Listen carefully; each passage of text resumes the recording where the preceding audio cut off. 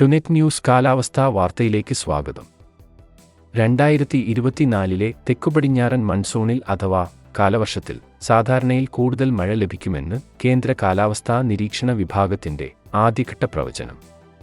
ദീർഘകാല ശരാശരിയേക്കാൾ 104% കൂടുതൽ മഴ ലഭിക്കുമ്പോഴാണ് സാധാരണയിൽ കൂടുതൽ മഴയെന്ന് പറയുക.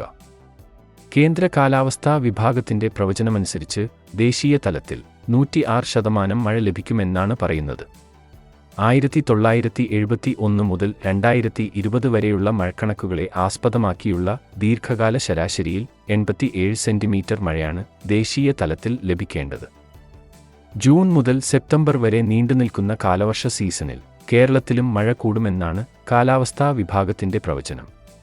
മധ്യകേരളത്തിലും തെക്കൻ കേരളത്തിലുമാണ് ഏറ്റവും കൂടുതൽ മഴയ്ക്ക് സാധ്യത.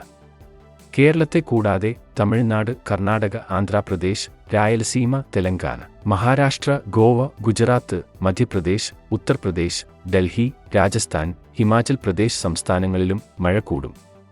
അതേസമയം ഒഡീഷ, വടക്കുകിഴക്കൻ സംസ്ഥാനങ്ങൾ, ലഡാക്ക് എന്നിവിടങ്ങളിൽ മഴ കുറയും. 2003 മുതലാണ് കേന്ദ്ര കാലാവസ്ഥാ വിഭാഗം ദീർഘകാല കാലാവസ്ഥാ പ്രവചനം മൺസൂൺ കാലത്തേക്ക് നൽകി തുടങ്ങിയത്. ആദ്യഘട്ട പ്രവചനം ഏപ്രിൽ പകുതിയോടെയും രണ്ടാം ഘട്ട പ്രവചനം മെയ് അവസാനവാരവുമാണ് നൽകുന്നത്.